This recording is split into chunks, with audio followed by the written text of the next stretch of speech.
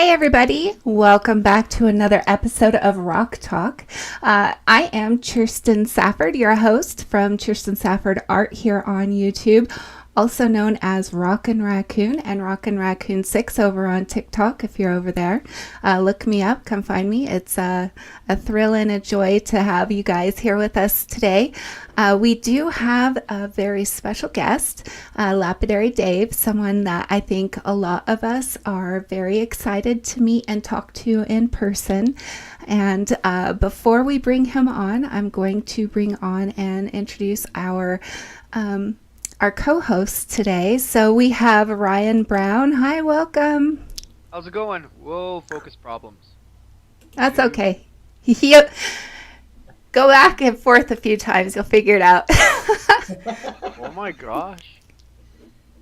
And then we have David Leaton. And, Courtney King and David Leaton. Hey, everybody. Hi, Dave. Oh, you look better now. You're in focus now. Yeah, You're good. focus, Brian. You're good. Now, does being in focus make you feel better, too? It does, definitely. Okay. Yeah. And then for our special guest host, today we have Lapidary Dave. He is very popular on YouTube, and we are all very excited to pick his brain, so welcome. Welcome. Hi, Dave. Hey, Dave. How's it going, man? I'm doing good. Thanks for having me. Well, Hey, thank you for coming. Yeah, the pleasure is ours, man. We've been waiting for this for a long time. Definitely. No, I guess what you can. Hey, I've heard you play the guitar. There's no two kind about it. I've also seen the stuff that you make out of rocks, so. Thanks. So our topic today is how you fell in love with Lapidary, or what is it about Lapidary that you love? We're going to be covering some other topics as well, but I'd like to start out by asking Lapidary Dave, how did you fall in love with Lapidary? My grandfather used to make me do it for him. He makes a lot of like ceremonial pipes and stuff, like chanupa and stuff for folks that do ceremony and stuff out here in the Southwest. And so I would do a lot of hand sanding for him, or just simple like lapidary grinding. He didn't even have any diamond tools. It was all silicon carbide. And I used to really not like it at all. It just, I couldn't see like the scratches and I didn't know what I was doing. So something that would probably take a normal person 15 minutes would take me an hour or two. But then I started going to the Tucson Gem Show with my grandmother, who makes Native American hand drums here in Taos, New Mexico. And my first gem show, I was just wandering around because I wasn't really into the rocks. Stumbled across the Diamond Pacific booth. They have a booth where they used to let you demo their machines. And started using their machines, fell in love with it. I just found a rock on the ground, shaped it into an egg, sold the egg, bought another rock, sold that, and just was able to pay for me and my grandmother's like lunch and dinner just from finding rocks on the ground at the Tucson show, working them at the Diamond Pacific booth. And when I got to use those real tools like Diamond Pacific has, it totally just was a whole nother game compared to what I was doing for my grandfather. And so I guess it was just being your own boss, and there's a lot of good money to be made in the American lapidary scene. So I think that's what really made me fall in love with it, was the Tucson show.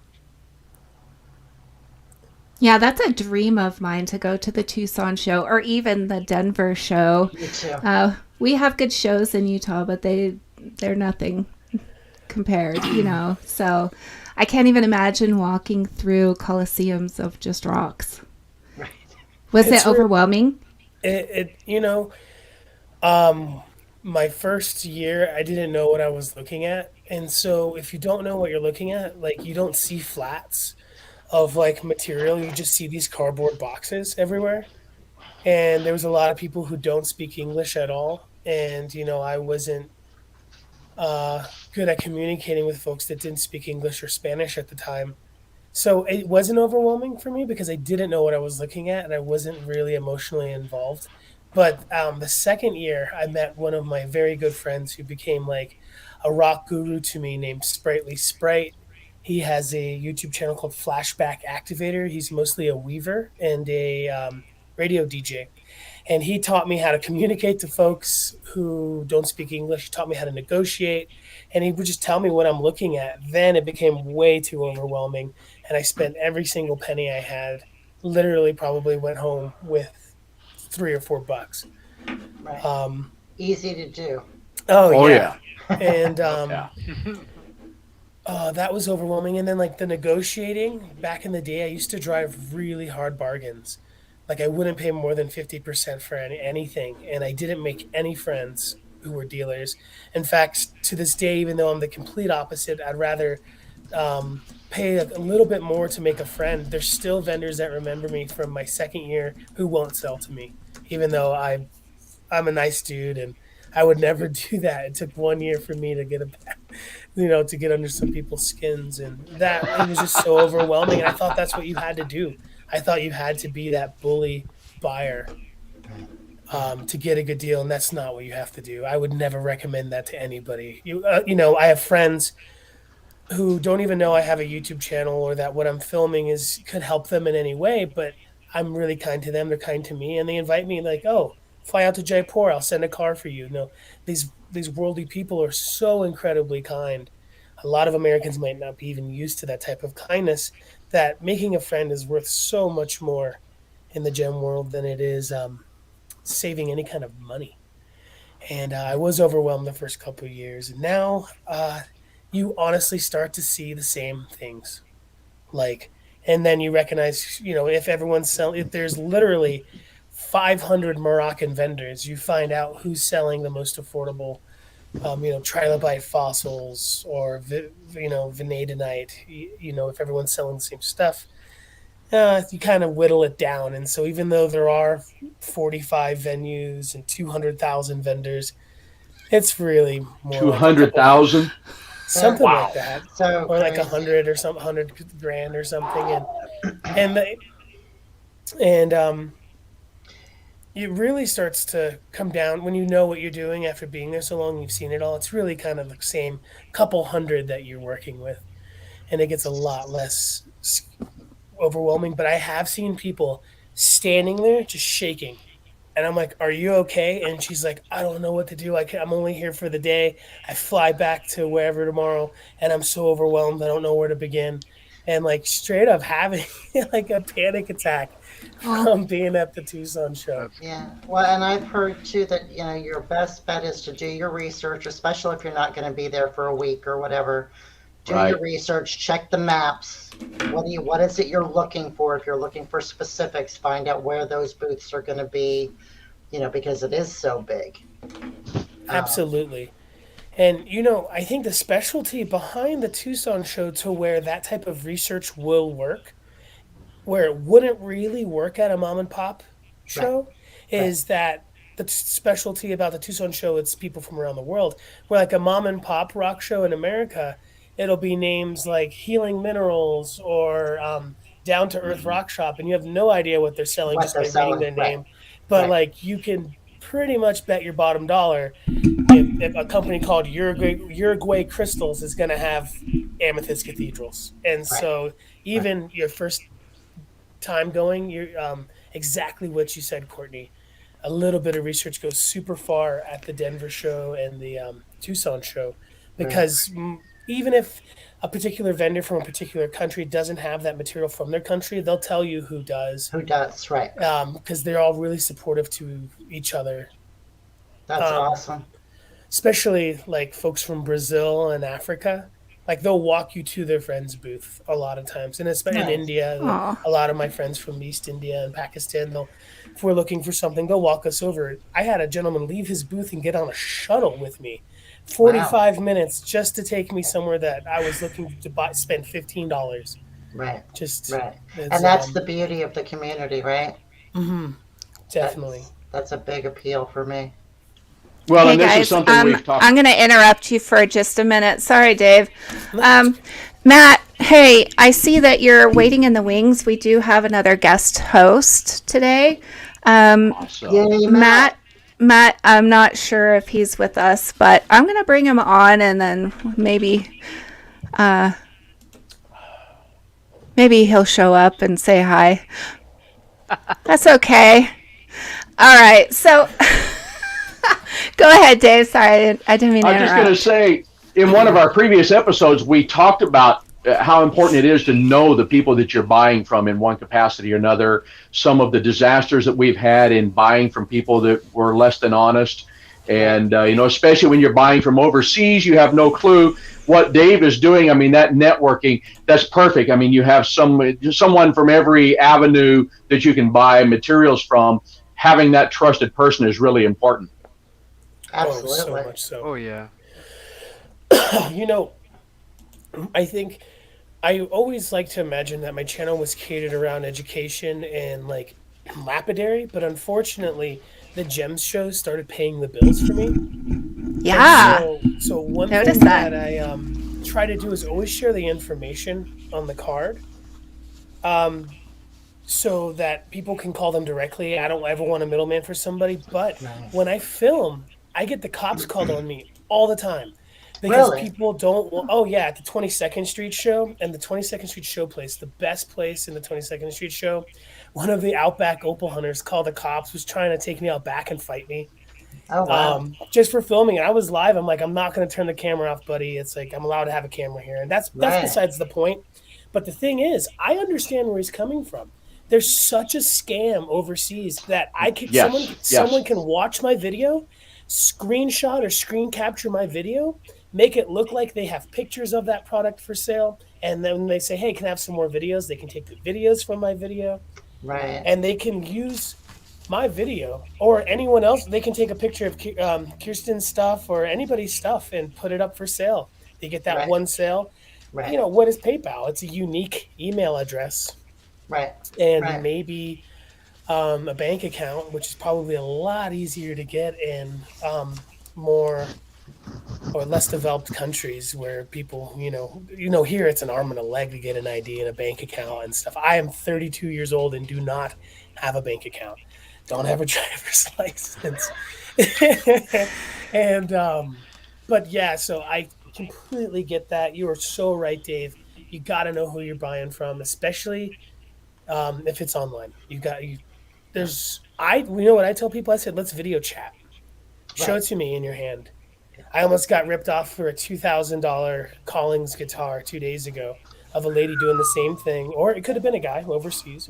Right. They posted the guitar for sale. They took pictures. They waited for you to ask for video. They had the video already. And I'm like, let's video chat. And then they blocked me, But video chat's not also a guarantee because they can go to that rock shop that they were taking pictures at and show you And those show it rocks to you in anyway. their Yeah. hand. And so it's Right. Right. you gotta know. Now, do you mean Collins as in Alan Collins? No, Bill Collings out of Austin. Bill Collins. Texas. Oh, Collings. Okay. Yeah, Collings. Yeah. Because my thought there was, they will take someone. So you know who Alan Collins was. He was one of the lead guitarists for Leonard Skinner for so many years. Oh yeah, for sure. And of course, when he died, it was the same thing. Where people take pictures of the guitar and they're trying to sell an Alan Collins original, and it's the same thing as what they do in the rock world. It's a fake picture. It's a fake account. You really have to know.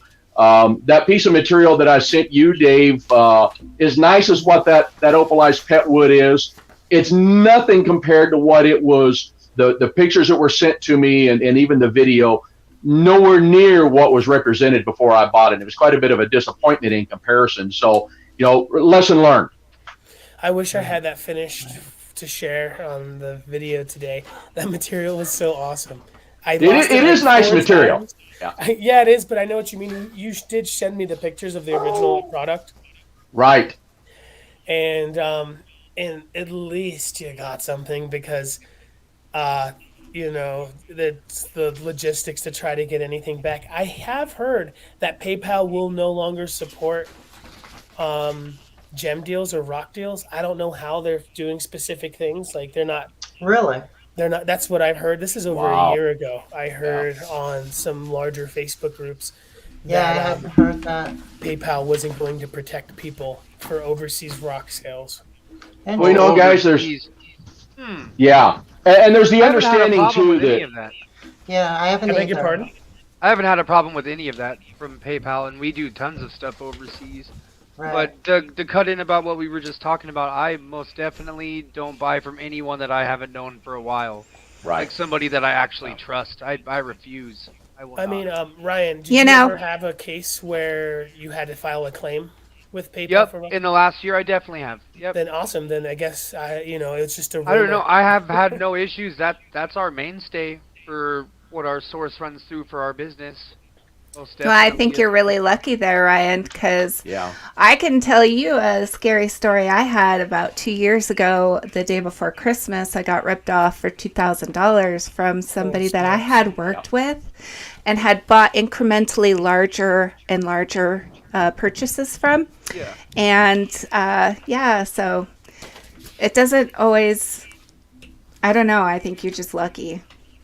Yeah, I haven't had any issues as yet either, but I had a friend recently, maybe within the last 6 months, had a guy that he had been dealing with for a number of years. And he finally thought he knew him well enough to do something friends and family and not normal, and ended up getting screwed out of several $1,000s too. So you really do have to be really careful. You just never know. But Dave, what are you using for online transfer of money then? I am actually using a family's bank account, and No, so no, and that's then fine. I'm using. I didn't know if you were using a different like processing center than PayPal.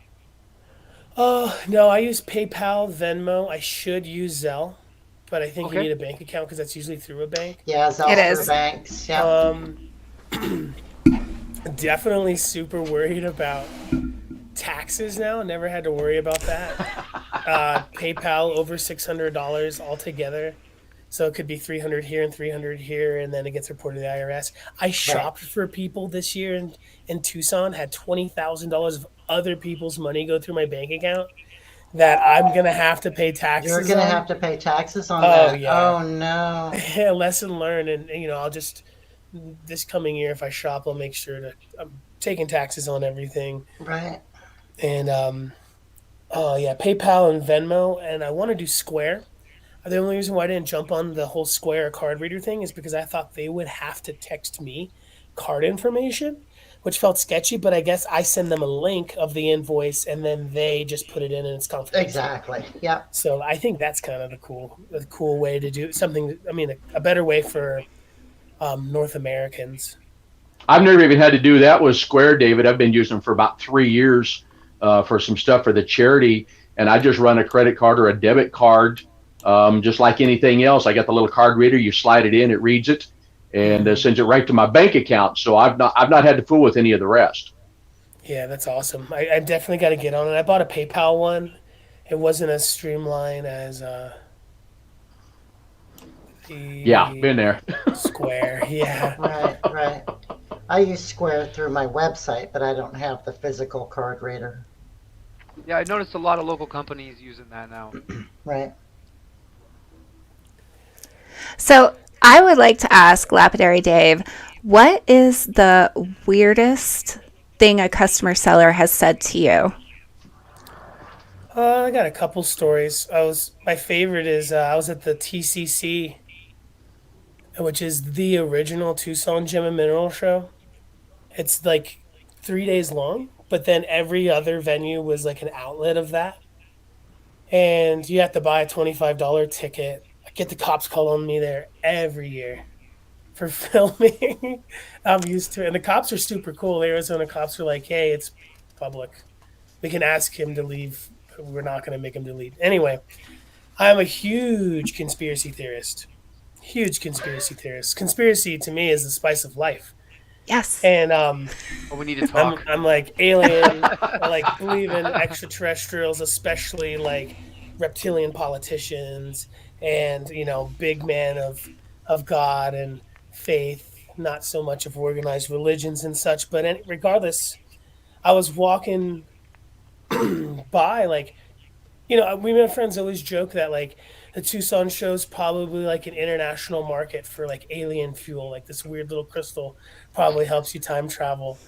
And I'm walking down this row and I get this weird feeling. I look over at this guy and he has giant like glasses. He's wearing like a 70s style shirt with like bell bottoms. Little tiny guy, kind of looks like a I don't know, like some kind of just 70s groovy looking dude. Huge I was going to glasses. say, before you go far, I wore silk shirts and bell bottoms, so be Oh, careful. I love it. I love it. I love long collar shirts. I like the long collar shirts now are expensive. Like this is like hundreds of dollars sometimes. And I raided my stepfather's closet when I was a kid, and I wore all his shirts, and then I ruined them all. And it really broke his heart because they're worth so much money now. Anyway, walking past this guy, and I get this weird feeling, and I look at him, and I keep walking, and I turn around, and there's thousands of people, and I can just see his head poking out in the walkway. And when he looked at me, he jumped back. It was like I definitely think the guy was some kind of alien or some kind of like, there's things that it doesn't have aliens. I mean, alien's a bad term. Some kind of other kind of being. They could be terrestrial, maybe from the inner Earth, maybe from some kind of Atlantis or something, but definitely not like physical food eating, water drinking human being. But that's a woo woo one. I guess the second weirdest thing that happened to me that is more relatable to people that aren't into that kind of crazy stuff is my second year at the Tucson show. I made really good friends with an African gentleman at the African village, and he would hold my hand and he would want to walk around and let everyone see us holding hands. And I didn't know at the time, but that's like something they do in their culture. It's like, hey, this is my friend. And this grown man would walk around, hold my hand real close to him, and we're all holding hands walking around. And to a lot of, I think, Americans, especially more traditional Americans, that might really creep them out and be like, Right. what is going on? I liked it. I thought it was fun. And then my friend explained to me, and he's like, yeah, that's something they do in their culture. And I think that was really strange at the moment. It's having that grown man walk and want to show you off to his friends by holding hands and walking by him. Pretty weird. I hope he didn't fall on his ear and say "nanu, nanu," right? No, that was awesome. I'm dating myself now. And yeah, and then I guess I didn't see it personally, but one of the first jump shows I went to, there was I heard a story that a gentleman from an Asian country, because there's gem shows that aren't advertised on the as regular venues. Like there's some people throw secret shows in warehouses, and I've been to some cool like shows. Really? Oh yeah, I've been to some cool secret shows at hotels where they'll rent out a whole floor and make it like a UV room and stuff, and these weird Seen your pop-up video in the things. hotels before. Yeah, like this one guy one year brought a bunch of definitely stolen petroleum included quartz crystals from the Santa Fe area. It's not my business, really. I mean, don't care. But the one thing I did hear, which is crazy, is that a gentleman from an Asian country got in trouble for selling illegal mammal fossils. And he had a $3 million bond, paid it, and split. And what is an illegal mammal fossil? I hear like there's vertebrate and invertebrate fossils people ought to have and not. But what I like to imagine is that it was like some kind of caveman, Han Solo style. Touching carbonite. This millionaire who has like this caveman on the wall. Right. Oh, that's hilarious. And but it was probably some Carbonite kind of caveman. Oh Right. Gosh. And I was talking to a friend, and they're like, he's heard stories of, just quarrying ancient grounds, like if it's granite, and getting these slices of peoples. And it's pretty crazy. Wow. That's And, cool. Ever have anybody ask you if you can make a necklace or a cab out of their grandmother? Yeah, I've had a few people do it, but I just had to refer them to other people who were better at it, who could put it in glass or resins. And Yeah. I try not to mess with the heirloom stuff. I've absolutely ruined people's family heirlooms. No, Like, I thought it was a strange request. Scary. Somebody wanted a pop socket made out of their grandmother, and I thought that was That's a little awesome. strange. Yeah, I've heard of people doing that now, and I wouldn't be comfortable doing that for the same reason. I would be terrified of, grandma going down the drain instead of where she was supposed to go, or something. My mother passed away not too long ago, and my sister wanted to do something like that, but I told her honestly, I don't really wear jewelry. I'm not gonna wear like Sorry, man. a big thanks. And Yeah. what was funny though, they took my mom out on a boat. They wanted to pour her ashes out in the sea, and it was like a fishing charter. And the guy was moving too fast, and my mom just blew all over everybody and got in their mouths and in their eyes. No. And I was video chatting with him. I was on tour, and with one of my bluegrass bands, and I was just laughing, watching my nephew screaming and crying because it was in his eyes. That's so My- terrible at the same time. Oh yeah, my mom would have loved that. I think That's one heck of a send off. Right. this is like the Big Lebowski, but it was 10 times worse than the Big Lebowski. Well, look at it this way: she got the last laugh, and how much better can it be than to have your family laugh for that last time? Couldn't be. Yeah. So I'd really, really like to hear Dave talk a little bit about some of the work that he does. Some of the work that I do, and I know Ryan's like this, maybe even Courtney, some of the work that I do is directly because of some of the videos that I saw you do, David. One of those being, of course, you used to do a lot of the necklaces. I watched how you were drilling them, the materials that you were running through. And then I came across the video that you were showing people how to make a pop socket, which is what inspired everything that I do through this charity. And maybe a lot of people haven't seen this or they don't know some of that work. But, what's some of your favorite stuff? What do you do? So in a weird way, I barely consider myself an artist. There's so many good lapidary. It's like Kirsten, she's a sculptor, sculptress. And I'm like, man, I can't do Oh, I like that. and sometimes I feel like I'm just a dude who shines rocks in his grandma's garage. But a lot of what I make came around trying to cater it to what I was preaching on the YouTube stuff. Like staying away from a lot of common materials, tiger's eye, unless you want it for an art piece you have in general, that you have in mind, you're never going to make a tiger's eye cab that's better than someone making it for Been there, 10 done that cents type of thing. overseas, and they have the right polish, and they're doing it all day, and they're getting paid $7 a day, and they do it all day. So like cutting unique American materials, but then like what I'm making out of it, I was making these like cheap necklaces that my grandfather was making. I'll show you one right here. All of these belong to my friend. I just sold out of all of them, so I'll show you one of hers. Give me 1 second. Show you this. I love show and tell. Light here, or Appetite, I don't know. I think it's Appetite. So just what are you going to do with your cabs? I drill a simple hole. I taught people how to drill the holes using super cheap Walmart tools and then braiding it up with an artificial sinew. And the whole thing about that was like, this is what funded me to get new tools. I would sell these for between $10 and $100. And I use that simple stuff to buy all the tools I have. And so a lot of what I'm making is catered around what videos I'm making.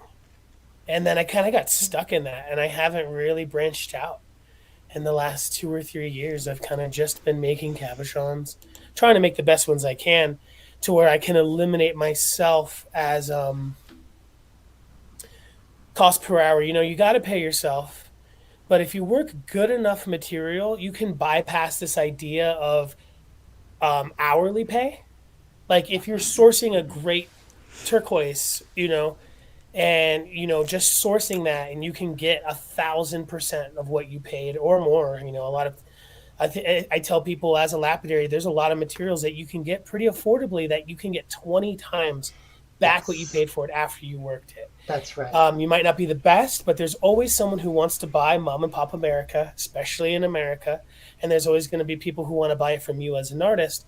But I hope I'm not rambling too off course. But just the pop sockets. I got stuck in that for a long time because it was super lucrative. And in the video, I say it's a matter of time until you see these things overseas.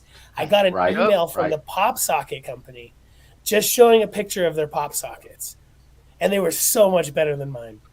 But if you go to the pop socket website, they're like $80 for a malachite one. So there's tons of room as an American to make a $60 one that you're paying $2 in material. I'm making $25 and $30 ones. I mean, $80. I can't even imagine that. Oh, I can't yeah. tell you how many we made after I watched your video. That's so, awesome, dude. We have learned so much stuff from you, for real, since the beginning of everything. Do any of you folks, well, Ryan and Dave, do you folks have an Etsy at all? We're getting our Etsy up right now. Never used it. Oh, the reason why I ask is because my friend Kayla, whose house I'm in her bedroom, that's her robe hanging on the wall there. She would post pop sockets on Etsy, and they would take it down. They would flag it, like the pop socket company isn't letting you sell pop sockets. Have you had that problem with anything, Dave? Oh, with the I pop have. socket. Oh, sorry, Dave. My bad. Oh, So you just Dave? got to call it a rock socket then? That's is what that we call what it. it is? Rock socket. Genius. Yes. Genius. Yeah. That is a great name. We call it gemstone phone stand grip, which doesn't hit as hard as rock socket. That's what all of the foreign companies do when they're selling the parts to make them, is phone grips and finger grips and stuff like that. When I advertised them, we had our website that I've got temporarily closed right now. When I listed them, I would list them as rock sockets, our version of the popular pop socket. Right. And I got away with that, and nobody said anything so far. That is fantastic. And that's a good Genius. idea. You guys are brilliant. That's the whole reason I never did an Etsy and just went straight to a website, because people have so many issues with Etsy. So I just said I didn't even want to do that. I just do my own website instead. Yeah, we Which do is a live shows shame. through Facebook. That's my whole platform. Right. Yeah, I do a lot A on lot. Facebook too. Yeah. Yeah. I'm so Consider TikTok. Oh, Doing it right now. TikTok. Are is you great. doing TikTok, Brian? Yeah, we're on TikTok right now. We got Okay. videos up. Everybody should do it. Don't get me wrong. It's its own form of absolute toxicity. Oh, yeah. Right. But what's so good is you can blow up so fast on TikTok with absolutely nothing.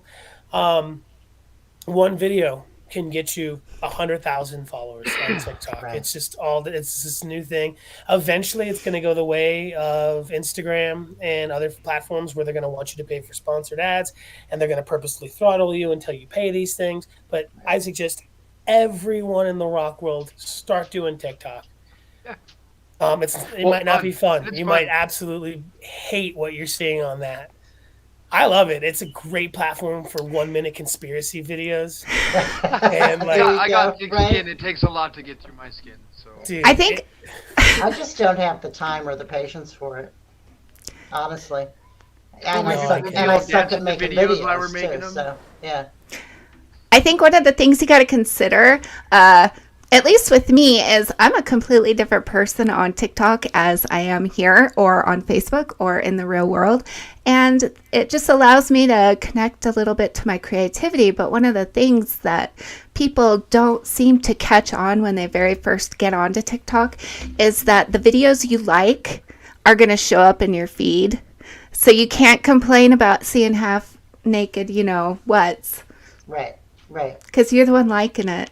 I wouldn't complain. Right. Busted. No, I like to keep it music and conspiracy. Yep. And I actually, unfortunately, get most of my news from TikTok, which is terrible. mine's Me all too. Jim's So, I yeah. think it's Rolling better and than some tattoo big art. platforms that are on cable TV. The nice thing about all of these applications, what we're doing now is maybe 2 years down the road, they do begin to throttle. They want everybody to pay. But there's always another new app on the horizon. So it's like Facebook and Instagram and Twitter. Now we have TikTok. 2 more years down the road when they start this, will be something else that we'll all go to. And so there's always going to be something to support what we're doing. It's more of the thing of we're not setting up a shop out somewhere where we have to be in one place and constantly doing the same thing. We can change along with what's happening. And that's one of the nice things about it. Yeah, I can already see it on TikTok. Like, one of my favorites is K-Darn. I don't know if you folks know K-Darn. She's the tumbling queen of TikTok. She's also a much better lapidary than me in general. She's sponsored by Cab King. And, she still gets a lot, but I used to notice a lot more. You should do a little bit of research on her, Kirsten, or I'll send you some links. She should be on here. Yeah. Because I Okay. would love to see more women being Me represented in this too. scene. It's definitely a gatekept industry, and it's a lot of times a machismo thing, and I see it for sure, and I want to see the women be the best and bust it wide open. Right. But Absolutely. There is yeah. a question scrolling across the bottom of the screen. Oh, nice. We were talking about the different things leading into like the different social medias and all that. So I'm just curious what your guys' perspective is on where you see the lapidary profession in 10 years. I don't know. I'm always hoping it's growing all the time. Yeah. Like we talked about last show, I'm always willing to help out whoever has questions. Anytime anybody ever needs anything from lapidary, I'm always there. I'll tell you what I've seen in just the last 3 years, though, that makes me wonder. When I started this, last 4 years, since I started getting into it, it's different than when my dad did it. Nobody knew what lapidary was. There was no Facebook yet. There was no TikTok. There was none of that. You went to a show or you met somebody. Otherwise, nobody knew anything about it unless they went to a rock show. Now, because of Facebook and all of the other media platforms out there, suddenly everybody wants to get into making and selling cabs. And so a lot of what I've seen is something that maybe you work like pop sockets. When David and I started doing it, when Ryan started doing it a few years ago, nobody was making them. All of a sudden now everybody wants to make them, and there's a real competition trying to sell them and do something. So you're always looking for something new. I've got a couple of ideas that I'm working on right now that I've not seen anywhere with anybody, and I'm hoping that holds out until I can get it done. So I think one of the things that we're beginning to see is it really being almost overdone because the equipment is so available, all of the knowledge is out there now, and so it makes me wonder, is there going to be any money left in it in 10 years? Is that where you were? Well, and that's a good point, but also, like we talked about last week too, a lot of people in the last couple of years, especially since COVID and all the crap, started, a lot of people jumped into it thinking, Right. and go and cut everybody's throat to make a little bit of money instead of keeping the market where it should be. A lot of those people now are starting to drop out because people are back shopping in person, or they're not making it, like I'm not making as much as I was 2 or 3 years ago, but I still make enough. Wait, you're making money? Would you tell me how to do that? I still have to work a job. I'm not making nearly what I was a year ago. It's slow. It's really slow. But for me, I'm the worst at this is a labor of love. It's not, I'll do it whether I'm making money or not. So it doesn't, you know what I mean? Right. The money's the bonus part, like we talked about last week. It's the bonus part where it's important for me, like Dave was talking about earlier, is the relationships that you make. It's the friends that you make. It's the community. I agree. That's the part of it that is attractive for me. But what I was getting to as far as where we're going to be in 10 years, the people that are in it for the long haul are still going to be around. And people are still people and are still crows and still want shiny things. So I think the economy is going to play a bigger part than anything else, because as the economy goes in the crapper, what's the first thing to go? Art, jewelry, all of that, people stop buying it. So for those of us that are in it for the long haul, you know what? Build your inventory up, because eventually the economy is going to bounce back and people are going to buy the stuff again. It's real simple, and if you're doing it for love, then you know what? You've got all this material. Keep doing what you're doing. Keep making the relationships and put the stuff on the shelf. It'll come back eventually. I definitely don't want to do anything. That's my 2 cents anyway. Yeah, something towards what you're saying, Courtney, I think with the economic downturn is that if you put yourself in the right place, you could stand to make a lot of money just by people are going to be unloading like crazy Right. and trying to get out and trying to get some of their money back. So I think it's going to be a good time to buy, honestly. Yeah, absolutely. If you have the funds to buy, yeah, and stash it away and just keep working it until it'll come back. It always turns around. It will eventually. Question is, Well, and I think you know, what David said a minute ago, I think part of that also is finding a niche market that you work within, that connections with other people. Many years ago, I had computer repair stores. I started with $500, got my first building. 6 months later, I moved into a really great building. The location helped, but it was those people who I built particular computers for that nobody else was doing that out of all of the competition around. I had a network of followers that told other people, and you build that network. And I think that's kind of what it is. Everything I do for the charity. If I don't sell something for the charity, I go out and tip a hat and I can bring in money for the charity. So for me, the sales aren't a big thing. I love the purity of the art itself and what I see when I'm finished. But, for those who sell or even maybe do both, I think what David kind of hit on that earlier is going to be who you know and what you do for them. absolutely. Word of mouth will always be, in my opinion, the best form of advertisement. Always. And thanks for the pop socket idea, David. Oh, it's not my idea. I just made the video. That I wish I knew her name. I would grab my phone and put it up on the screen. There's a lady from Michigan who was doing it before anybody else. I mean, there's obviously going to be people who have done it, but she was the one anywhere online. I think it's Melissa. And she was doing it mostly with Kona Dolomite from Marquette and Petoskey's.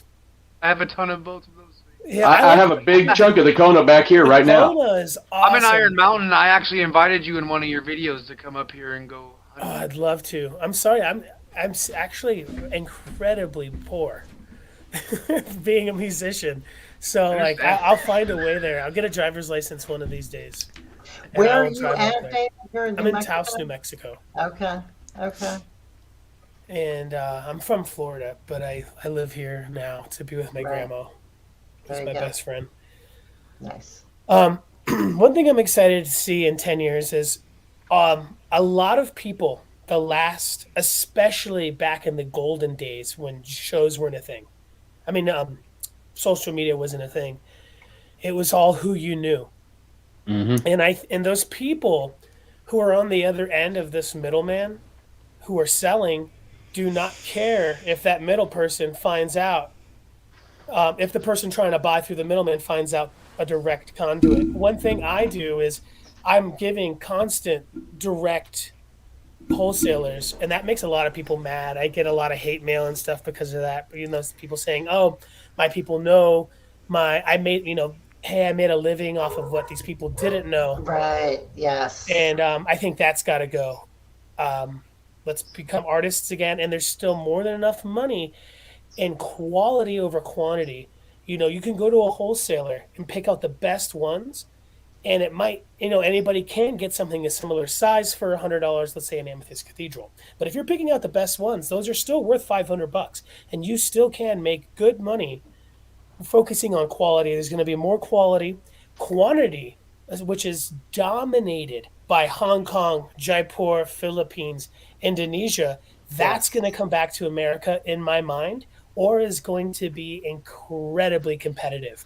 What are these cabs that are being sold for $1 to $5? They're everyday materials. It's black obsidian. It's carnelian, which is like $3 a pound. It's, like that apatite I had over there. But what they are is they're roughly shaped and then tumbled. Right. For $5,000, you can buy yourself a fleet of lotto tumblers, shape these cabs, throw them in there, and go to Quartzsite and sell yourself $2 cabs and make a killing as an American. And it's just people have never thought about that. And it's because people don't want to have a garage full of lotto tumblers vibing out corny cabs. But I think We're all about quality too. Well, I mean, and we that's would it. like it Like to I be, would but- never. I couldn't even stomach doing that. It would make me sick to. Everything I do is you about know, quality. It's got to be. Yeah. But as a beginner, that is a great way to learn. Right. Absolutely. And I don't want to discourage anyone from trying something not new. at all. Yeah, no, definitely not. And the I just people couldn't who do are it buying myself. those types of things, Yeah. go ahead and do it yourself.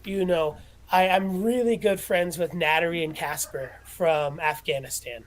They're from Afghanistan. And they're selling really rough stuff, and they have no connection to it.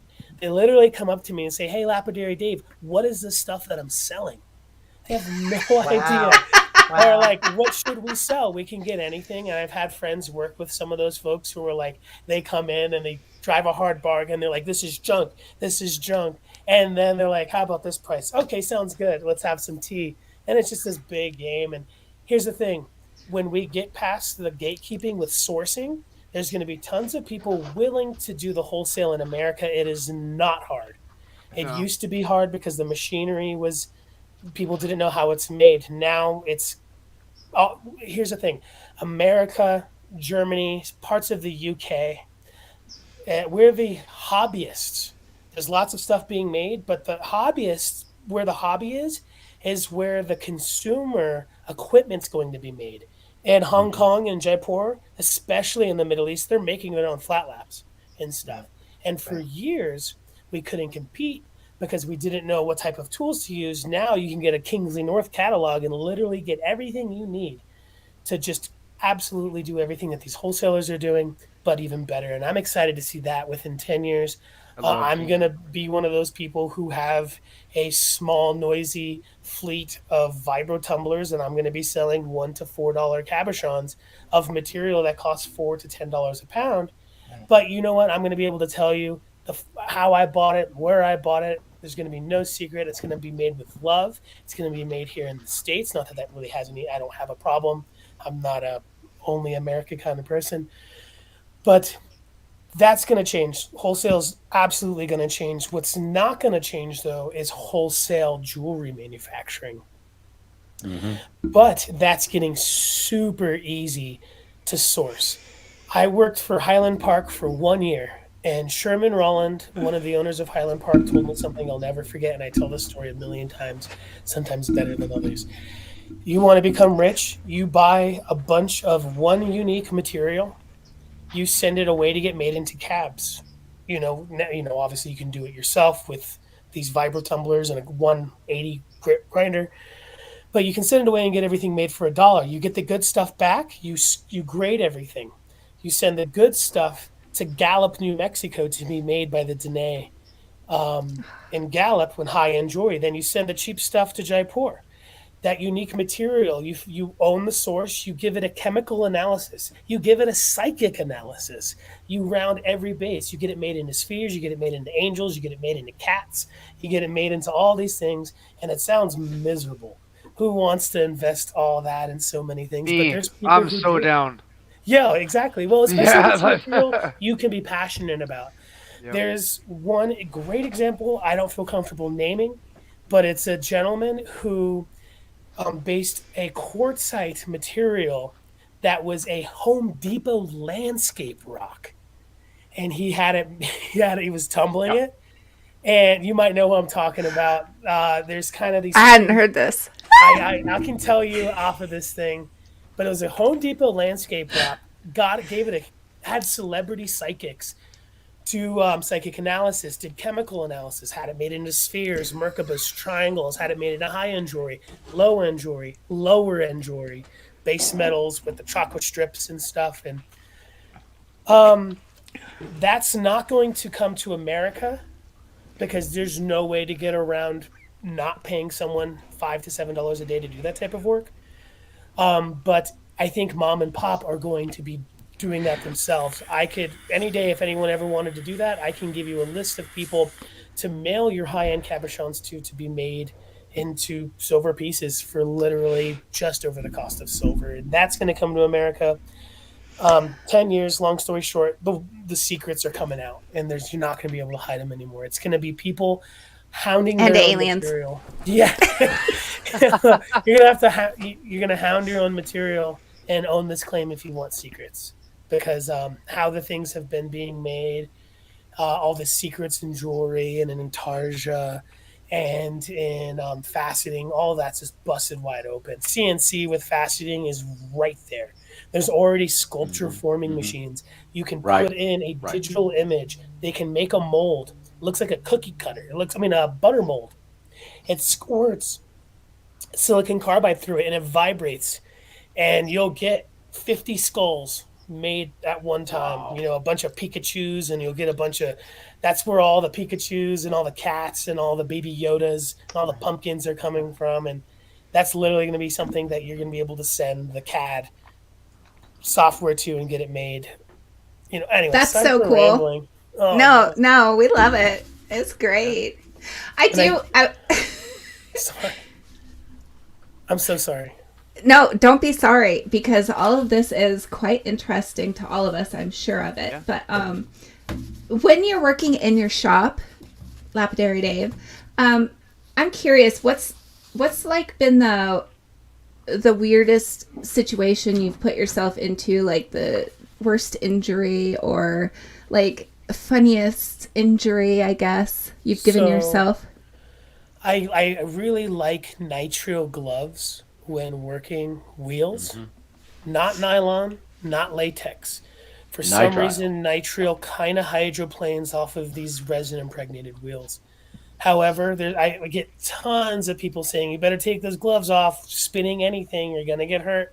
Never been hurt on a lapidary wheel. However, if you ever use a buffer like Zam or Fabuluster, like cotton buffer, and you don't take that glove off, worst thing you could ever do. I went to try to buff it. I'm like, this is going to take 2 seconds. Boom, boom, boom. Caught my hand. The motor was spinning around in my face. I held it to the side. It broke my finger. It sliced my hand. And I had to scream for my friend Carson to come and unplug the machine, because if I let go, the motor would start spinning again. And I couldn't pull it out. And so don't wear gloves when you're buffing. Wow. You didn't hear from me. But, I mean, I wear gloves when I'm cabbing. Don't do it buffing. Yeah, you know.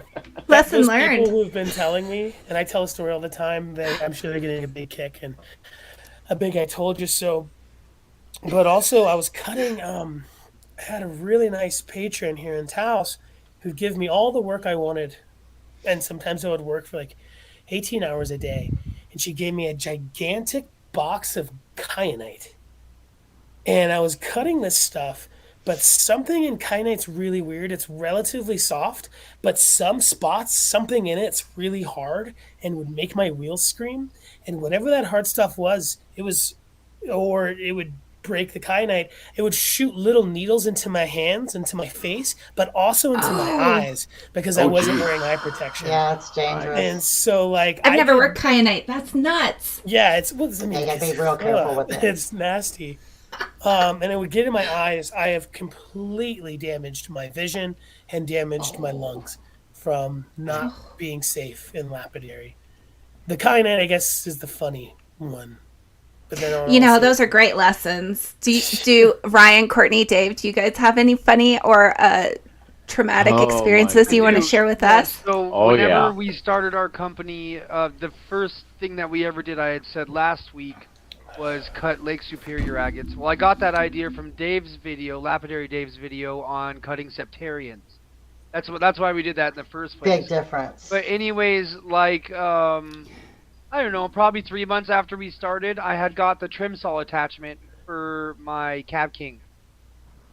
And I had the blade on there, and I was cutting an agate, and it had these tiny little, not notches, but you could see like the cutout lines where each piece would break off. And I was cutting the agate, and the agate split, and it split my blade, and it cut my finger to the bone. Oh my gosh! Yeah. What? Yeah. So the blade broke? Yep, the blade notched out one single notch. Bop, bop, bop, bop, bop. That was it. Holy smokes! I was so calm. I just turned around and looked at my friends. I was like, I gotta go to the hospital, man. I gotta go to the hospital. Yep. Do you have a cool scar now? I do. Yeah, I don't know how good you're gonna be able to see it on here, but I got one on my finger. Right. It's pretty gnarly. Oh, it's your middle finger too. Yeah. Nice. Yeah.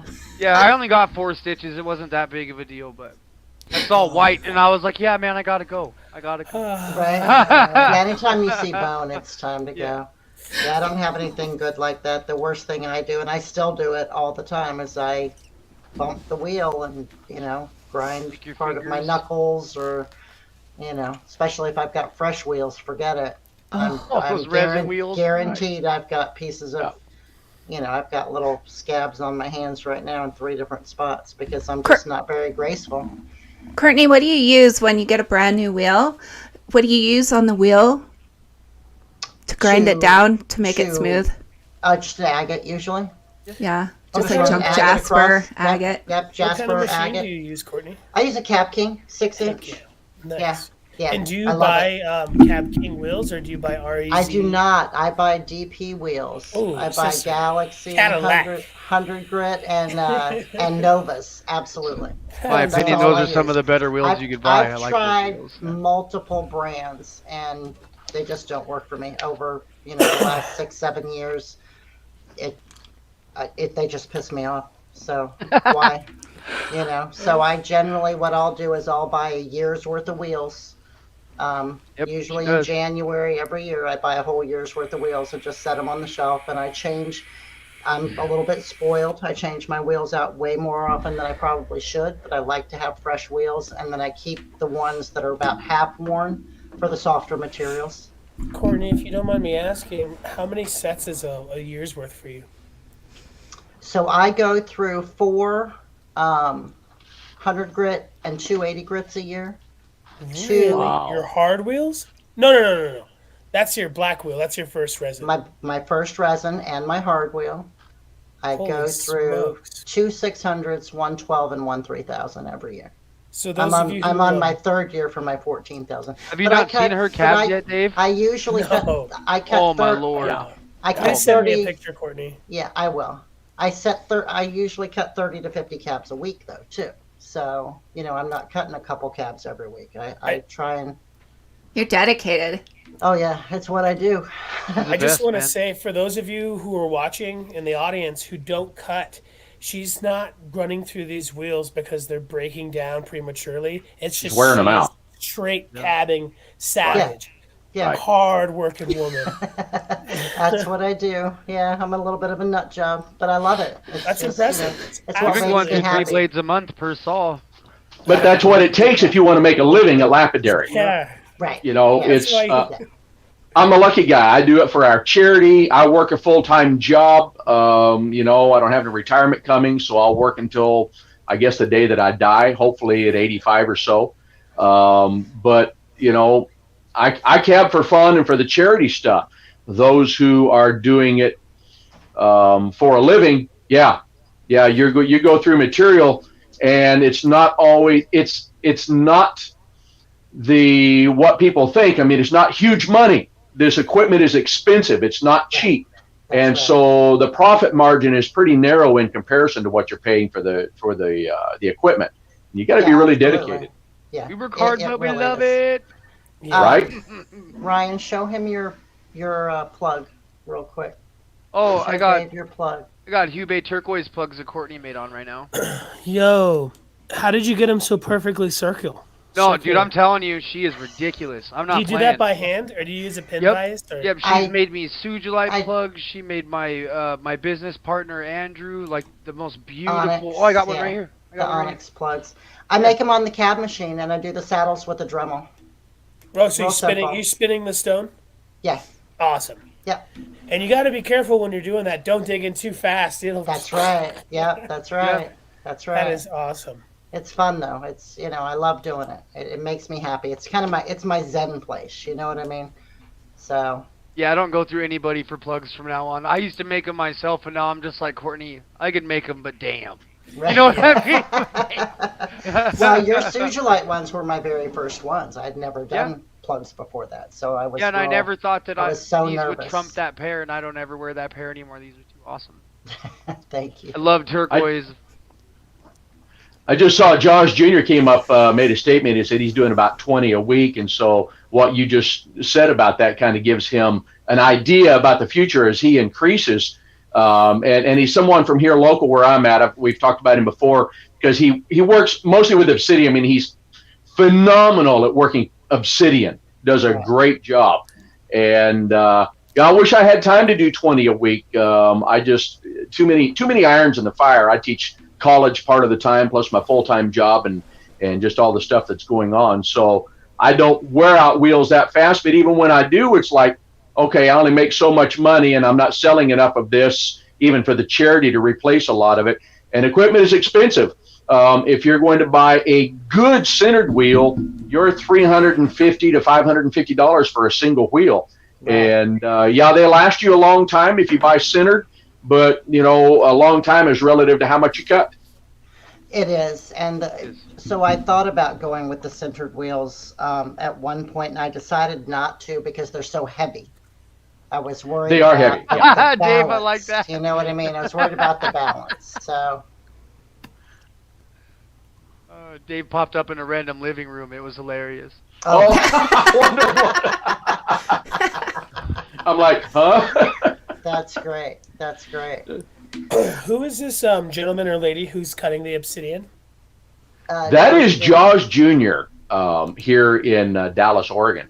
And, I'd love to pick their brain. That material is so hard to do right. Right? I just finally got my first really good looking one.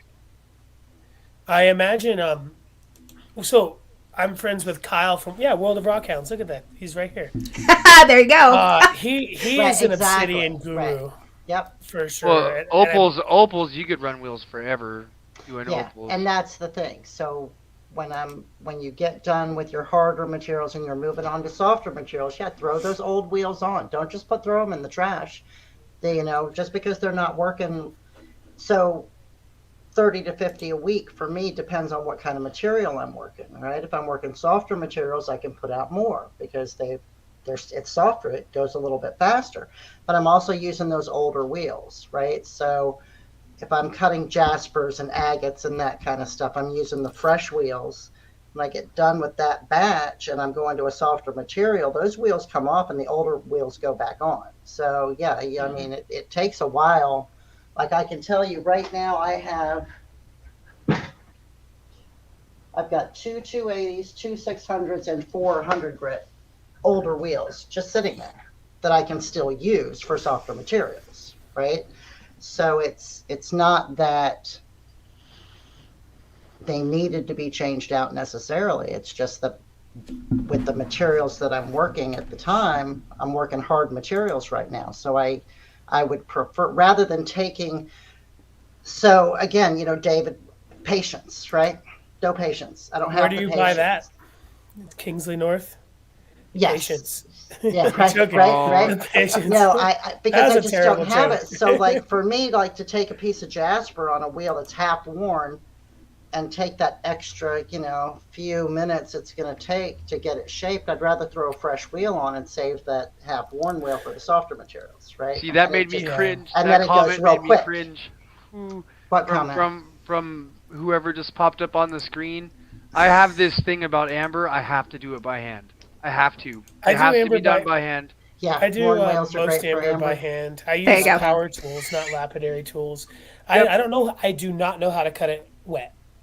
I have no idea. Me either. I've never do it dry. cut amber yet. I've got a whole bunch of amber I got from Ryan. It's beautiful cherry amber that I got. Nut. I love. But I amber. haven't cut it yet because I don't know how. Kirsten, I don't either. I've got the blue and I've never touched it. Right. Do you do amber well, Kirsten?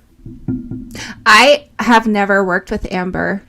Oh, I bet she would be so good. Yes, but I bet. I agree. Just the carving. Dremel tools and stuff like that on amber, they're meant for each other. Right. I promise you. Yeah. It's really good for lots of things like opal. You wouldn't believe it. It's good for like I just finished off this edge work on this dino bone. I don't know if you can see that. My favorite. What did you cut that on? Tile saw. Oh, fantastic. No, I mean, what did you polish it on? It's so polish it. So I start with flat lap and then I finish with my Dremel. Oh, fantastic. Yeah, I take it up to 3,000 and then I go into polishing compounds and, I take my, what is it called? The diamond glitter? No. Diamond paste? Thank you. Yes. Got you. I put it on canvas on my Dremel. I have special things that I've made And then you can find directions for making those in my past videos. But yeah, and then I use that to finish up. I think I would love to try amber, but I don't have any connections to anyone that has amber. Yes, so you do. I do. Hello. Hook me up. Ryan's your man for amber, for sure. Speaking of tips, I would like one last question because we are over our hour time because time has flown by. My I can't husband's believe it. actually flashing the lights. I think dinner's ready, so yeah. Sorry, can't jump off yet. Be right there. Okay, so one last question, and that is, what tip is the closest thing to magic that, in your experience with lapidary? So give us one tip that is magical. Don't give up. No matter how hard things hit or how hard times get, if you love something, don't ever give up on it. If you get into lapidary and you start getting discouraged from things, there is a billion different ways to hit this industry to become happy. You don't have to cab, you don't have to slab, you don't have to be a rough dealer, you don't have to do jewelry making, you don't have to do silversmithing. You just have to find one thing that you love. Don't give up on it. There is so much to do. In what we all do different things here. All of us. Yeah. We all do different things, and we all have the same passion for the same industry. So just don't give up. That's my motivation for everything. That's good magic. Yeah. And I would say don't be afraid to ask questions. There are plenty of people out here that are willing to share knowledge with you. You know. All of us, If for you're sure. dealing with somebody that is afraid to share their knowledge with you, ask somebody else. There are a lot of us out here that are more than willing to share every bit of knowledge that we have. You know, Because we're not in competition with each other. There's room Right. for everyone, right? Shouldn't Right. be, for That's right. sure. You know, the biggest people in any one style I've ever met have always been willing to share. And it's the people who are good, but not the best, who are so afraid of people doing what they're doing. And it's a fear-based, like, That's right. gatekeeping. That's right. Oh, for sure. Yep. So if you're going to ask, and just because one person or two people don't want to tell you where to get something or how to do something, just keep asking. That's someone's right. someone's gonna be happy to tell you something that's gonna make someone Yeah. else mad out of their fear. Right. And it'll even help the scared person too. You Yeah. knowing they'll get Yeah. over it. Don't You guys give up, but because you don't know something doesn't mean you shouldn't try. So try new things all the time. Try new things. Number one, it'll keep you from being bored. It's going to teach you some patience. It's also going to teach you some innovation that you just don't know where that's going to go. And, I just got into belt buckles. I thought there's no way. I didn't think I was ever going to get that freaking cab cut to the right bezel and everything. I bet I ruined 10 cabs trying to figure it out. But sooner or later, you start seeing what the problems are. Keep going on it. When you've mastered that, work on something else that's new, and pretty soon you'll have a whole repertoire of things that you're really good at. Yeah. Yeah, you could go from watching YouTube videos of someone who really teaches you everything from being on YouTube videos with someone who taught you everything. Right? Just Exactly. You changed We're everything talking about for me, you, Dave. Lapidary Dave, for real. This is you Ryan. guys are- Yeah, No, you this did. is- No, I'm not kidding. I literally, in This the is beginning Ryan's of everything, dream show today. COVID hit. No, it really is. Courtney's known me for years. Right at the beginning of all of this, I decided this is what I was going to do, and I literally watched you walk around gym shows for hours and hours, and just soaking up every little tidbit of information that you poured out, man. And now we are where we are, and I hope 90% of my success is from you teaching me, and the other 10% is because I don't give up. Oh, come on. Mhm. You guys No, are for too real. Yeah. good. So When I started doing the YouTube thing, there wasn't as much as there was now, not a tenth. And as soon as I would learn something, I'd go put it on a video. So people think I know what I'm doing, and I really don't, dude. No, but It's even to a those point- tidbits of information, because you went, somebody's gonna want to know this, dude. That literally taught so many people so many things, and that's all we ever want to do. So. Dude, I love you, brother. Thank you. You're too Yeah, kind. no, I love you too, man. And sometime we got to talk about the fact that David not only has worked for places like Highland Park, he's also done a lot of videos where he works with different brand of equipment. and Yeah, talks about those and the good and the bad and the whole 9 yards. He's really good at that, and I enjoy the videos. I work for Diamond Pacific right now. They're actually my current sponsor. Oh I fly out over there a couple times a year. Work directly with Don from Diamond Pacific. But I hate sponsors. Never liked sponsors. I don't recommend it to anybody.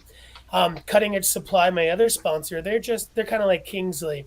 But even better, they're a group of cutters that that have a shop. They're a group of cutters selling equipment to cutters, and so there's no like flying a flag. Diamond Pacific Don will not let me say that he's the best. And that's why I love working for Don. He lets me review other equipment. If I use something that's better than Don's, I'm allowed to say it. I'm allowed He's a to fly tumbler out there, guru. you get me in that rock yard. If I fly out it's there. yeah. You just got to go. Oh, really? Like 9 to 3 p.m. Oh, wow. Even his best friends, they don't let after 3 p.m. because I guess liabilities and people say they're not going to sue, and then you crush your hand. And then I watched you guys dig through there, and I was like, "Oh Lord, what I would do if I was there, right?" You should go. It's $3 a pound. There's stuff hiding in there worth over $200 a pound, all over the place. I'll go take a truck. You can. Really? For anybody. They're not gonna get all mad if we just pull up in there with a truck. They would love that. It's $3 a pound. Nice. They don't really give out breaks, but it's $3 a pound. So if I plan a trip, you're gonna come out there and dig with us, right? Yeah, and we'll take you all. Yeah. Dude, Southern California is awesome. I'm not a big California kind of guy, but I love Southern California. And I left there when the 2 big quakes hit. Enough said. Yikes. Whoa, dude, that's freaky. That's nuts. Yeah, I was in the 6.2 and the 7.3 about 3 hours apart, 14 miles on either side of me when those hit. That's like San Diego or San Francisco, I think. I was in the mountains above San Bernardino. That was the Big Bear Landers earthquakes in 1992. And I said enough of that noise, and we moved up here, and I just haven't gone back. In the mountains too, just knowing you're on that fault line. Well, this is gonna be fun. Right? No, it's not. Yeah, but everyone should go to the Diamond Pacific Rock Yard if you're ever in the Barstow area, Las Vegas area. It's an hour away from Vegas. Crazy stuff there. But I love working for Diamond Pacific. They do not make me lie. They don't make me even mislead. That's awesome. In fact, it's the opposite. We all know Diamond Pacific makes the best wheel of their kind, that Nova. Some people prefer expandable diamond. Some people prefer silicon carbide. But when it comes to diamond impregnated resin on a foam hub wheel, they are the best. And Don will not let me say it. He loves the industry so much. He's like, and there's people who bully him, and that there was a company that used to say better than Diamond Pacific. And when he'd go to Tucson, he's like, I want to be next to those guys. So when we vend, we could see, like, I don't know. Hello. Don is so cool. Everyone needs to go over there. Sounds awesome. But I'm allowed to say that the Bull Wheel and the Richardson Ranch is the best machines. The Bull Wheel from Highland Park, the Richardson Ranch from the Richardson Ranch family. It's the best machine for doing agate specimens. I don't have to lie for anybody, and that's what's all. I don't know, Diamond Pacific. They're real rock people. Love it. Sorry for rambling. I got I'll tell you, Don is he is the master of tumbling and knowledge about rock tumblers. I've talked to him over there, and he's told me how to solve problems. Tells me how to rebuild. They have their mini Sonic, which is a vibratory tumbler. He can tell you exactly how to adjust it, a hidden adjustment that nobody else knows. I mean, the man just knows everything. I'll tell you something that only the Kirsten Safford's Rock and Raccoon podcast will hear here first. Diamond Pacific Don invented a product that could polish diamonds better than any cutter was getting a polish on in a tumbler. Is that his vibrator type of material? No way. A diamond and put it in a tumbler. I don't know if you've heard this story before, Dave, but it was a product that Don made, and it would polish a diamond better after it's been cut by masters. And here's the problem. GIA will not regrade because it's stepping on the grader's toes with appraisal and quality. And so it just factory. It's for the highest Wow. end of stones, and no one will use it because GIA is everything, unfortunately. There's other brands. There's graders out of India and China, but those are the most counterfeited. Yeah. GIA is counterfeited. Mm-hmm. I think all that stuff's a bit of a cult, but There's a conspiracy It is theory what it again. is. yeah, I'm definitely not gonna. No, definitely not gonna get into GA now. I think that I said that, but With that, yeah, they wouldn't use the product because they won't regrade something that was already graded because you're stepping on gemologists' toes. So even if it quadrupled the quality, they will not. Once it's graded by the GIA, they wouldn't do it. So I don't know. Sorry for rambling. Don is a genius, absolute genius. He's all about American lapidary. He hires good people, pays them an honest wage. He told me a story. His uncle actually started a company, and his uncle said, "We never did it, Don." And he's like, "Did what?" He's like, "We never got rich." And he's like, "Uncle, we hired our friends and our family. We paid them a decent living wage, and we did an empire and started up, an American hobby, and a craft. People are making more money on Diamond Pacific products than Diamond Pacific is making selling those products." And Don, absolutely, he's my hero. Hey, Don, if you're watching this, I just want you to know I'm an ex-truck driver turned special education teacher, now working in a mental institution. I could use a break if you're looking to pay somebody a good wage. Yeah. definitely use Heck some yeah. saw blades. That's for sure. Well, think about working in lapidary. I mean, that would be the ultimate, to make your living working in an institution like that for lapidary. How much better could it get? Hey, if we have time, how do you guys feel video platforms have impacted your business Andrew, in terms of interaction, advertising? that's my with the business lapidary partner, industry? man. That's my little brother. Oh, that's awesome. Yeah, Well, he I must think have it's missed great. a little bit earlier that we were talking about that. He must have missed that part. he did miss out. We're always busy, man. I was going to say something earlier. Before social media, there was some stones that are dirt cheap today that was extremely expensive back in the day, and vice versa. For Yeah, like instance, Moldavite. Moldavite's ridiculous. TikTok killed Moldavite. Yeah, it's gone. Yes. So expensive. Yes. It- This it is just, one of the like- questions. Wait, this is one of the questions I wanted to ask tonight. Like, if you could get rid of one rock on the planet, what would it be? Moldavite. Yours would be Moldavite. Would it be? Yes. Would it? Oh man. I think mine would be Wonderstone. I'm so sick of Wonderstone. So sick of Wonderstone. Wonderstone. I cut You so can- much freaking Wonderstone. Are you in Utah, Brian? No, I'm in the Upper Peninsula, Michigan. I'm on. Oh, I'm right by duh. Lake- I'm in were saying Utah. that earlier. Yeah. That's awesome. Guys, I'm in Oregon. If you could just take every piece of carnelian agate and push it off somewhere in a corner. If I never hear anybody say I was out yesterday and I found five gallons of carnelian. Don't want to hear about it. I mean, that's the most common thing that we have over here. Big superior agates here. But we also have jasperite, conodolomite, copper. We have so much stuff up I'd get rid of diamonds. They're boring. Yes. They're so boring to me. Dude, Crush them up and put them on your wheels. That would be new. Yeah, right. We would be using something else. I'm a huge conspiracy theorist, like I've said a million times, and I know from the bottom of my heart that there are stones harder than diamonds that are totally held in secret. They don't want you to know about because it'll ruin the industrial diamond thing, which was set up by big wigs back in the 30s and 40s. Thank you. I don't know. If Diamonds I think you're gonna are have to not deal with it one rare. Of these days, whenever I No. give her an extraterrestrial peridot, she's just gonna have to be happy with it. You know what I Di- mean? Oh, yeah. Diamonds are one of the most plentiful minerals and compounds that there are. I mean, there is just no rarity that was set up by Tiffany's way back in the 20s and 30s to create a market for their jewelry shop. There's nothing rare about them. And I mean, they're so easy to make, and we can make the same quality that you can find in a pit somewhere. If you want conspiracy theory, there you go, Dave. Yeah. Turquoise and Jim Bone for me. I'll stick with that.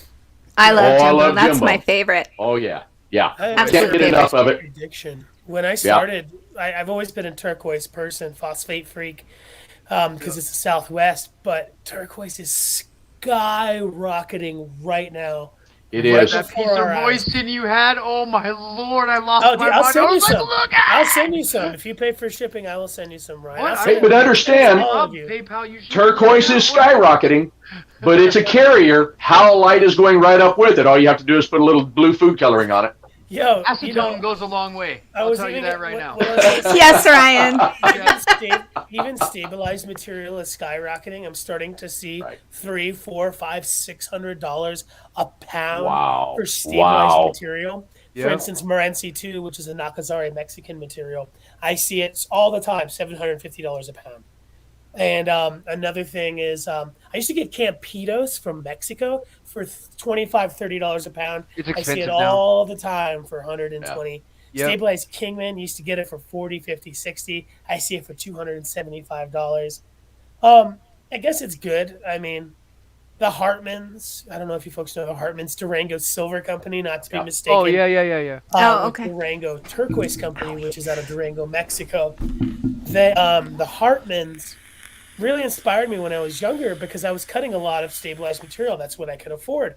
But I was making cool things, which would go into even cooler things. And they would say, you know, good stabilized material should never be under $2.45 a gram, which is, I don't even know the math on that. Wait, yeah, a gram, not a carat. But buy your turquoise now. I highly suggest Jeff Best out of San Diego. You can message me. I gave out my phone number all over my YouTube channel. I won't share my phone number here. But you can find all over my YouTube channel, which was a terrible idea. No one ever do that. Don't give your phone number on my YouTube channel. Anderson McKay out of Utah. McKay Anderson Stone. One of the best places to get turquoise from. Durango Turquoise, not to be mistaken. Do you know where they're at? Anderson I K. feel like outside of Salt Lake City, but I'm not 100% sure. I can send Okay, you- I'm going to look them up.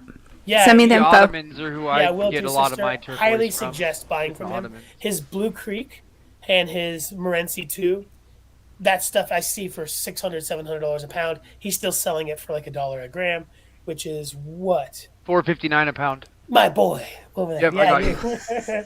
I am not a good math person. I actually never made it past the 8th grade. That doesn't matter. Doesn't It's matter my with anything. ADHD. My teachers didn't know it was a thing, and they were abusive in the South. Ugh. And then I had one teacher who's like, "It's not your fault," and I'm like, "Wow, really? I don't even believe you." But anyway, Yeah, well, I'm not good at math. I'm good at rocks and good at music. And he is. I'm telling you. I watched a video of David today with his homies. We had a conversation today homies. where I work about about the influence of guitar and how that people who play jazz make the best lead guitarists. And then I saw David in this video today, and I mean, you know, yeah, it's like fine wine on the strings, and he's got that jazz influence. And That's awesome. so I play he's as good on the guitar or better as, I don't want to say better than he is Lapidary, but he's good at both. I think I am. Yo, real quick, what's up with your flat lap back there? It looks really wild. That is, believe it or not, that is a piece of one of the old Griffin 10-in-1 workstations that they made back in the late 70s. Holy smokes. And this is the only piece. My dad got this 30 years ago out of a pawn shop over in Fruitland, Idaho. And when I started all this a few years ago, that's how I got started. He drove out here 4 years ago from Mississippi, where he'd moved to. Said, there's nothing to cab in Mississippi, no rocks to hunt. I can't see well anymore. He brought me all of his equipment, including his old cabmate. And he's getting ready to send me the same thing. The people that made the cabmate, he's sending me his, from Graves. Is it the one wheel or the 6 wheel? It's the one. It's the single wheel. Oh, that's cool. You can do a lot. Oh, you can yeah. fasten on that. You can saw on that. It's an awesome machine, and I still use it even now, even with having Look at that the bigger machine back here. I still use that. He is sending me his fastening machine from Graves also that he's got, just had rebuilt. He can't do it anymore, so he's just shipping it all up here, and I'm going to learn to do some faceting. And that is an awesome piece. So where you asked me, one time about how I was turning those, when I do those pop sockets, I hand turn those, and I sit there and I turn that on that flat lap on that 80 grit, and that's how I get that round and get my initial dome, and then I come over here to my machine and finish it up. Oh, that's fantastic. Yeah. Is that Where- ring flexible? It is. It's plastic. Sorry, Kirsten. Yeah. I didn't mean to interrupt you. Oh, I was think she's just going to gonna tell ask- us it's time to go. Oh, in a second. But I was going to ask Lapidary Dave, where can we see you play? Oh, I guess on my YouTube channel, if I'm feeling frisky, I'll do a live, but I take my lives down right away because my lives really damage my edited videos. Really? Yeah, and also on social Okay. media, David Garcia. If you type in David Garcia Taos on Facebook, that's my Facebook. My Facebook is just music and rocks, and because there's a lot of folks who only use that platform, and it's mostly to just like my family knows that I'm alive. Yeah. So I'll Me put too. something because I will. Yeah. All right. Well, I just want to say thank you to everybody. We made it to almost 90 minutes tonight, which is beyond what I can do for sitting. So thank you. We learned a lot. I want to hear what your biggest takeaway from each of you is before we go, though. Ryan, you're up. Oh man, the biggest takeaway from this episode. Okay, don't give up. That was a big point I made earlier. Tell the truth to people. Be humble in what we're doing in Lapidary. Be honest about what you're selling. You know, because you're hoping to get the same thing back. Yeah, Lapidary Dave's helped a lot of people. That's all I have to say. Just learn and teach, and that's it. Well, thanks. I wish I knew what to say. I mean, you guys are so awesome. And I definitely, Aw. you guys are great artists. I'm sorry I don't know what to say. David, That's just fine. thump You your don't have to chest and say do the anything. Tarzan thing, man. Is it too kind? I don't know what to say. I love you guys. Thanks so Oh, much. we love you too. Yep, we love you too, man. Go subscribe to Lapidary Dave on YouTube. Absolutely. Okay, just so everybody knows, all of the links for everybody that was on the show today is in the video description. You just click on the title and it drops down. There's all kinds of links. There's links to Lapidary Dave's YouTube channel. There's links to Dave's charity. There's links to Ryan's business. There's links to Courtney's business. And of course, there's links to things that I have going on as well. Sorry, I am like so giddy tonight, you guys. I'm just having so much fun, but my back this has is been killing awesome. me, so we have to go. That's great, Kirsten. Thanks for having me, sister. Yeah, thank you for coming on. It has been a real pleasure. Thank It you. You're doing a great job, and you have a great crew. Yes, I do. My crew is the best. All right, so I'm going to remove you boys here real quick. Bye-bye. Have a good night. Okay. Thank you all for joining us tonight. I really enjoyed getting to see Dave and all the rest of my co-hosts. We have this fun every week. We'll see you back here next Thursday, 7 p.m., same time, Mountain Standard Time. And be sure to subscribe if you haven't already subscribed.